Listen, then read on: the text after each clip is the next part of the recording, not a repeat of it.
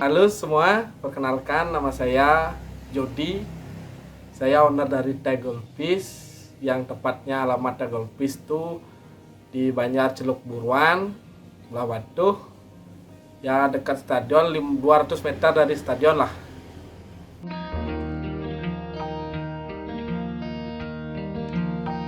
Awal mula main Mas Koki itu, main fokusnya itu awal Corona 2020, tepatnya itu bulan Maret.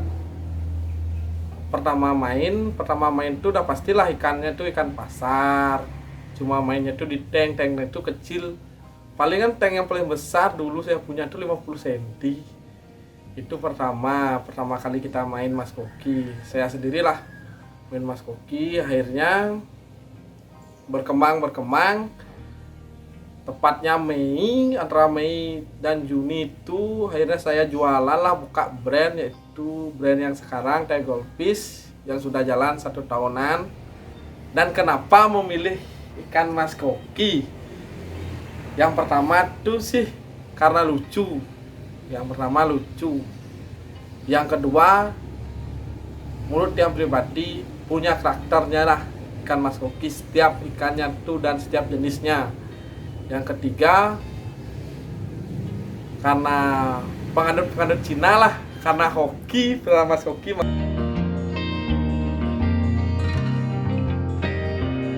Tips sebenarnya tuh memilih ikan Mas Koki itu melihara ikan Mas Koki yang baik tuh sebenarnya tergantung diri sendiri.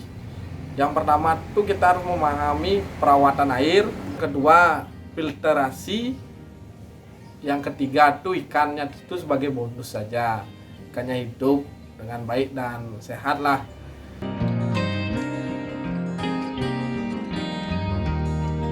Kalau pakan sehari-hari ikan Mas Koki tiang semuanya itu pelet biasa sih, sama semua peletnya tuh palingan Sakikari, Mizuho, Sugiyama, itu sih yang sering saya pakai. Kalau makanan yang modelnya itu makhluk hidup tuh kayak cacing sutra, itu palingan kadang-kadang palingan sebulan tuh bisa dihitung 3 kali aja saya pakai, karena cacing sutra tuh yang pertama tuh bakterinya itu susah lah ngilangin, bahaya bagi ikan lah, biar gak ikannya tuh jamuran, kutuan. Yang ketiga tuh adalah racikan dari Tegol Fish, yaitu puding. Pasti teman-teman udah tahu semua racikannya itu apa saja.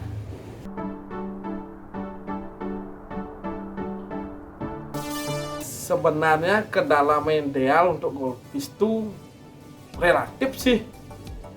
Ya saya sedikit cerita ini aja ya. Saya punya teman satu hobi. Dia tuh dulu punya demekin warna hitam, dari baby dia beli. Dia pakai kolam tuh nggak sampai 50 cm, cuma 45 cm aja. Tapi luasnya 3 meter kali 5 meter. Kebanyakan orang bilang kalau merah ikan yang berpunduk tuh pengaruhnya itu adalah kedalaman, tapi di sana dalamnya itu kurang tapi luas. Tapi dari tiang ngambil kesimpulan seperti ini aja.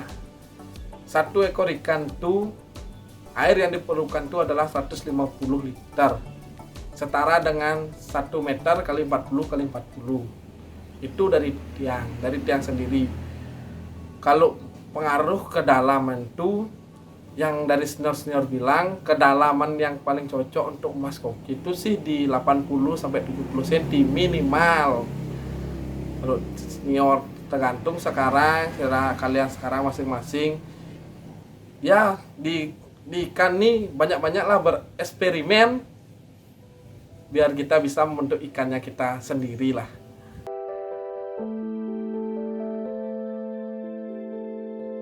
Kalau di tiang, stabilisasi tiang di bak tiang Sami, di bak saya semua tuh, yang pertama itu ada mekaniknya itu mencakupi brass, ada jet mat dan jaring nelayan.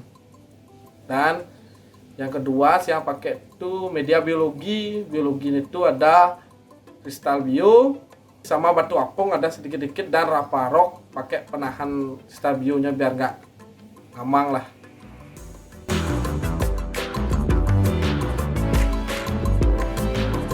Sebenarnya menurut Tiang, kalau ideal dari Tiang tuh nggak ada sih, tergantung sekarang selera dan tempat kalian masing-masing.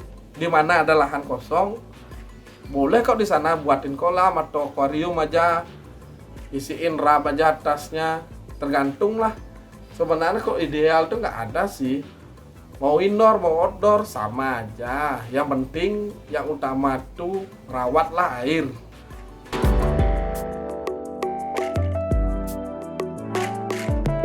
Kalau di Tiang, kalau ikan, cuaca-cuaca yang seperti sekarang lah, bulan-bulan Juli ini memang cuaca-cuaca ekstrem lah. Dari pagi panas, nanti malamnya berubah jadi dingin. Itu sih cuaca ekstrem. Memang ikan-ikan tuh banyak jamuran. Yang pertama, kutu udah pasti. Banyak tip pengobat bagi Tiang Niko. Kita lihat-lihatlah ikannya sekali-sekali, kita perhatiin kalau ada kutu, kalau ada jamur, biar gak lambat penanganan. Kita karantina, cukup isi garam dan obat kutu udah banyak sekarang di toko-toko ikan.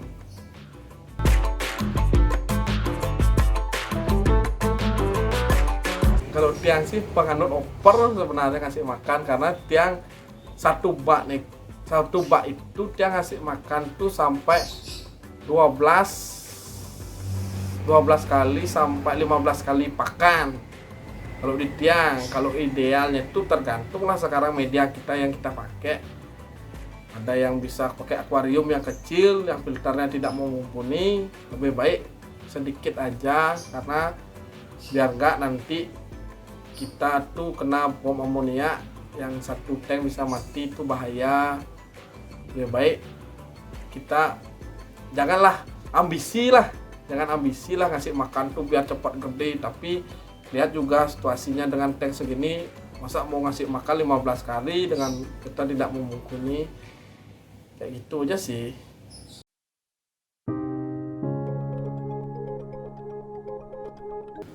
Sebenarnya tips yang paling cocok tuh yang pertama tuh yang pertama tuh running akuarium tuh kita tumbuhin bakteri dulu, bakteri baik pada akuarium selama berapa minggu lah. Paling di Tiang tuh yang pakai sampai bulanan, 2 bulan atau 1 bulan. Saya tidak pernah kuras air. Sekali kuras langsung tambahin 50% air baru. Di sana itulah bakteri yang baik itu bisa menjadi satu dengan air yang sama, dan air itu pasti akan mengejar dengan sendirinya.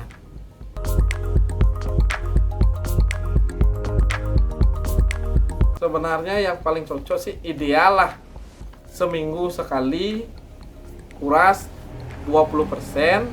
Terus yang filter pertama udah pasti isinya itu mekanik, itu kuras total, kita bersihkan total di sana, karena di sana ada sisa-sisa makanan, kotoran yang menempel, debu-debu yang menempel bawah itu udah pasti di sana. Sarang bakteri yang paling banyak lah di chamber pertama, di sana dibersihkan sampai total, dan nanti kita isi air kembali, kita running kembali. Dah cukup segitu aja.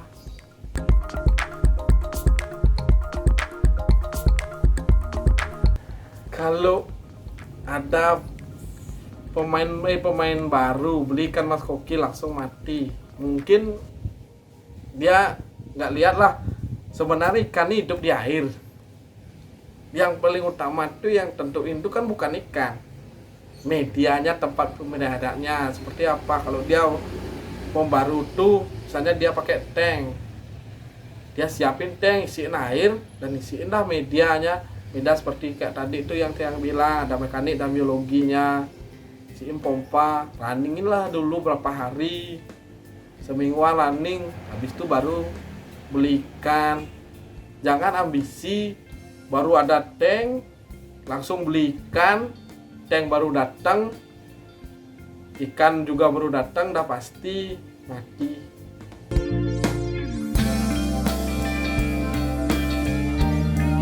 Sebenarnya itu keberuntungan sebenarnya sih, bukannya gara-gara matahari, bukannya gara-gara probiotik. Sebenarnya keberuntungan dari diri sendiri sih. Lumut tuh tumbuh kan karena air tuh emang bagus, bakteri tuh emang bagus di dalamnya, makanya lumut hijau tuh pasti tumbuh. Sekarang coba rawat airnya dengan benar-benar, air tuh kan sampai mecer dan sampai dapatlah view airnya di sana, lumut hijau tuh pasti akan tumbuh. Bukan lumut hitam ya, lumut hijau pasti akan tumbuh karena airnya tuh udah pasti airnya tuh bagus, kadar semua yang diperlukan untuk tumbuh itu udah, untuk makhluk yang hidup di dalam airnya itu udah bagus lah, makanya lumut hijau tuh sampai tumbuh. Itu sih sepengalaman saya.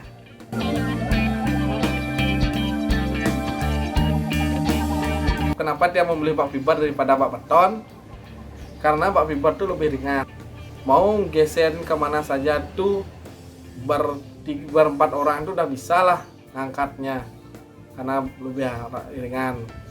Kita memelihara ikan tuh lebih fix ya, karena fiber tuh bisa dibuat tuh 2 meter kali 1 kali 1. Kalau kita buat beton cetakan tuh, saya pernah tanya-tanya tuh mentoknya sampai 2 meter kali 70 kali 70 itu.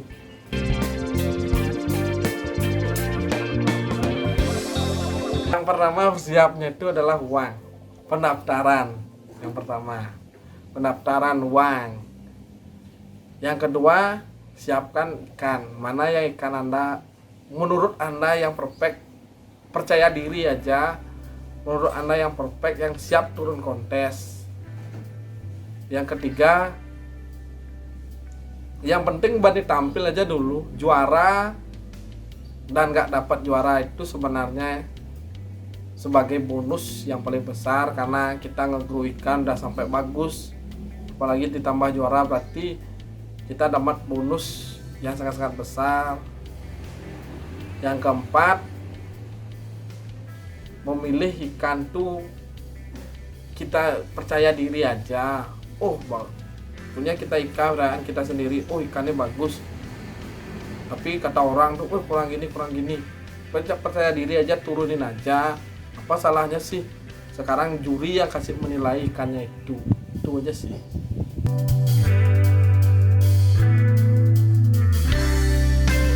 Kalau bagi tiang wajib karantina untuk, walaupun di mana kita beli ikan, walaupun ikannya itu udah lama di tempatnya orang, kita beli sekarang, kita tuh harus wajib karantina. Karena apa? Bakteri di setiap tank orang tuh beda-beda. Pertama, bakteri setiap tank orang tuh beda-beda. Sekarang suhu setiap daerah tuh sekarang di Bali itu beda-beda. Karantina 1 hari itu nggak buat aja ikannya tuh sampai kurus banget. Wajib aja karantina. Karena apa? Kita mencari keselamatan ikan itu. Biar nggak nanti baru beli langsung nyemplungin tank, ikannya diam, langsung dead, kan kita yang rugi. Seller udah kasih tahu bahwa ikannya harus dikarantina.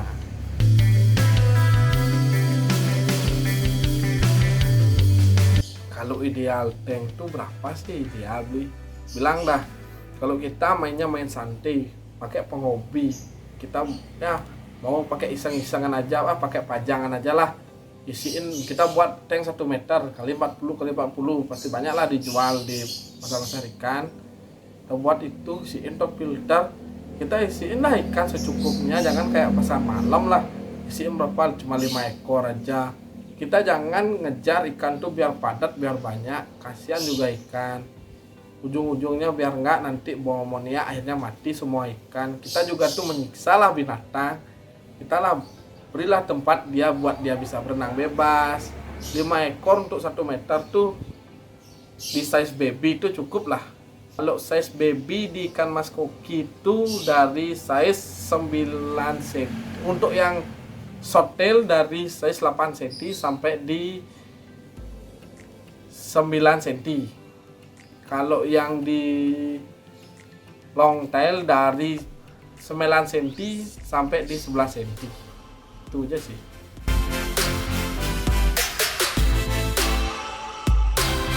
Sebenarnya bagus sih, kita campur satu wadah tank tuh untuk ikan, ada orana, ryukin, demekin, rancu. Bagus sih, karena apa? Pasti semua hobi itu nggak mungkin dia beli satu ikan. Kayak orana nggak mungkin dia beli satu orana diisi 5 ekor, nggak mungkin. Pasti dia tuh mau pembeda lah, ada ikan gini dia beliin, ikan gitu dibeliin. Tetap bisa, boleh dicampur. Masalahnya ikan mas koki itu dia tuh seberapa gedenya tuh dia akan tidak membuli yang lebih kecil. Jarang banget mau membuli, kecuali ikan-ikan yang ada yang tekmetnya tuh kadang-kadang yang membuli ikan tuh yang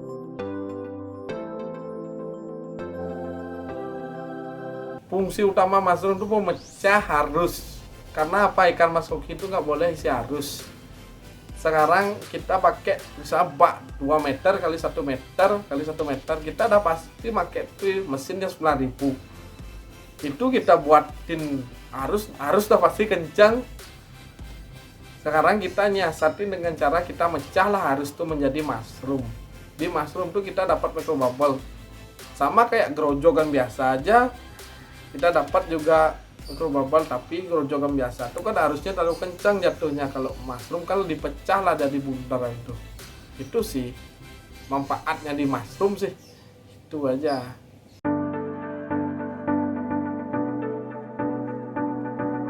Sebenarnya itu percaya diri aja dengan diri sendiri. Yang pertama, kita harus bisa lah bentuk ikan, tahulah dulu karakter ikan itu seperti apa yang kita beli. Oh, kita lihat karakternya seperti ini. Jangan kita tuh terlalu berpedoman dengan orang-orang yang ada di yang rumor-rumor yang udah senior lah. Rumor-rumor senior tuh dia mencari pedomnya diri dia sendiri tuh bertahun-tahun. Kita carilah sekarang pedoman kita, dia punya garis tangannya kita sendirilah untuk meng-grooming ikannya kita sendiri. Otomatis ikan yang kita beli itu nanti akan nurutlah di kita sendiri. Tanpa kita sadari lah, dia pasti nurut akan groomingnya seperti apa, kita maunya seperti apa, pasti dia nurut. Makanya kita tuh boleh mencoba, tapi jangan pernah menyerah.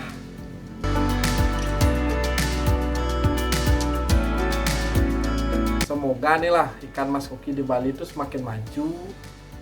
Yuk semua seller kita gerakkan lah ikon bisnis lah di Bali. Kita ikan bisnis ikan mas koki di Bali. Janganlah kita menjatuhkan harga ikan mas koki, dan janganlah pernah kita menjelekkan seller A dan seller B, seller C dan seller D. Janganlah seperti itu. Kita rangkul semua kita satu daerah, kita rangkul, kita buatlah market kita di Bali seperti apa.